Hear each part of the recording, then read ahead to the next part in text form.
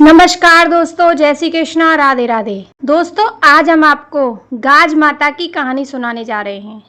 गाज माता पूजन, यह पूजन भाद्रपद शुक्ल द्वितीया का होता है। इस दिन कुल देवता का पूजन करते हैं और कच्ची रसोई बनाते हैं। पूजा करके कुल देवता को भोग लगाकर प्रसाद को एक ही कुल गोत्र के व्यक्तियों में वितरण कर दें। कुल देवता का पूजन दोपहर के समय करें। इसके लिए घर की सबसे बड़ी पुत्रवती स्त्री दीवार पर गाज बीज का चित्रण करती है। चित्र में एक मणि बनाकर एक लड़के को उस पर विराजमान करा देते हैं। एक लड़का वृक्ष के नीचे खड़ा चित्रित किया जाता है। इस मणि पर गाज का गिरना और वृक्ष द्वारा गाज से सुरक्षा दर्शाई जाती है। यह गाज बीज का पूजन है। गाज माता का व्रत। पुत्रवती स्त्रियां इस व्रत को भाद्रपद माह में कोई अच्छा दिन तिथि देखकर करती हैं। पूजा में मिट्टी के भीलनी बनाने चाहिए। एक बच्चा बनाना चाहिए। भीलनी के सिर पर बकरियां रखनी चाहिए। एक जल का लोटा आंखें हाथ में लेकर गाज माता की कथा सुनकर जल कलश द्वारा भगवान को अर्घ्य दें। गाज माता की कहानी। एक राजा और रानी थे। उनके संतान ना थी। तब रानी बोली, हे गाज माता, अगर मेरे गर्भ रह जाए तो मैं तेरे हलवे की कढ़ाई कर दूंगी। इसके बाद रानी के गर्भ रह गया। रानी के लड़का रह गया। लड़का हो जाने पर कढ़ाई करना भूल गई। तब गाज माता ने सोचा कि यह तो मुझे भूल गई। और एक दिन रानी का लड़का पालने में सो रहा था। तब गरजते हुए बादली आई और पालने सहित लड़के को उठा ले गई। एक भीलनी जंगल में घर आए तो उन्होंने पालने में एक लड़के को सोते हुए देखा। उनके कोई भी बच्चा नहीं था, इसलिए वह बच्चे को देखकर बहुत खुश हुए और पालने लगे।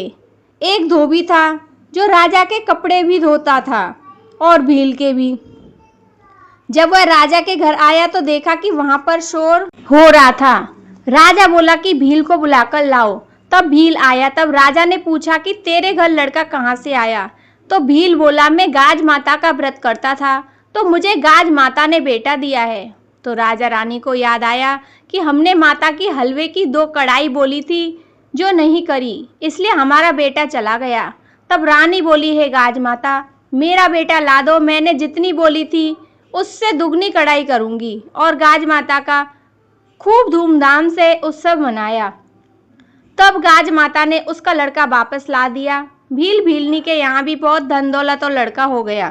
तब सारे शहर में राजा ने ढिंढोरा पिटवा दिया कि जब भी लड़का हो या शादी हो गाज माता का उज्जमन करें। गाज माता ने जैसे रानी को लड़का दिया, भीलनी को धन समृद्धि व लड़का दिया, वैसे सबको देना। बोलो गाज माता की जय। गाज माता की दूसरी कहानी। भादों का महीना था। अनंत का दिन आया। इंद्र की परियां गाज माता की पूजा करने आई। जहाँ से पूजा कर रही थी वहाँ एक भीलनी आए। उन्होंने पूछा, किसकी पूजा कर रहे हो? परियां बोली, गाज माता का व्रत व पूजन कर रहे हैं। भीलनी बोले, इसको करने से क्या होता है? परियां बोली, यश व लक्ष्मी आती है। ऐसा सुनकर भीलनी भी गाज माता का व्रत करने लगी तो उनके बहुत धन संपत्ति हो गई। भीलनी रानी जैसे कपड़े पहनने लगी। एक धोबनी के यहाँ पास रानी व भीलनी के कपड़े साथ धुलते थे। एक दिन कपड़े बदल गए। रानी नहा धोकर कपड़े पहनने लगी। देखे तो कपड़े बदल गए। तुरंत धोबिन को बुलाकर पूछा, मेरे जैसे कपड़े कौन पहनता है? मेरे कपड़े बदल गए हैं। धोबन ने कहा, एक भीलनी है। तो रानी ने कहा, उसे तुरंत बुलाओ। भीलनी को बुलाकर लाया गया और पूछा, तूने चोरी की या डाका डाला जो तू मेरे जैसे कपड़े पहनती है? भीलनी बोली, मुझ पर तो गाज माता प्रसन्न है। रानी बोली, मेरे भी बच्चा नहीं है, मैं भी यह व्रत करूं। भीलनी बोली, व्रत भले ही करो पर भंग नहीं होना चाहिए। रानी ने व्रत करने शुरू किए। उसके लड़का हो गया। बहुत खुशी मनाई गई। वापस गाज माता का व्रत आया तो पड़ोसन को पूछने गई, मैं रोट कैसे खाऊं? बच्चे का पेट दुखेगा। पड़ोसन कुछ नहीं जानती थी। बोली, कंकरिया, कसार व मोगिया मगध खा लेना। रोट नहीं खाने से गाज माता रुष्ट हो गई। रात को 12 बजे पलने के साथ बच्चे को अदृश्य कर दिया।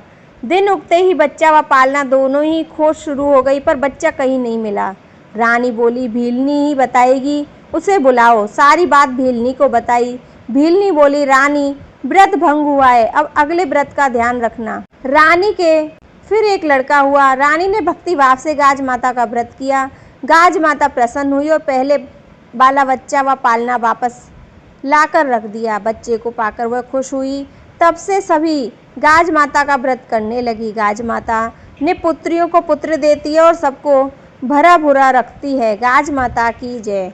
इस दिन रोट ही खाना चाहिए, साथ में दही, सब्जी, घी, शक्कर, कुछ भी हो सकता है।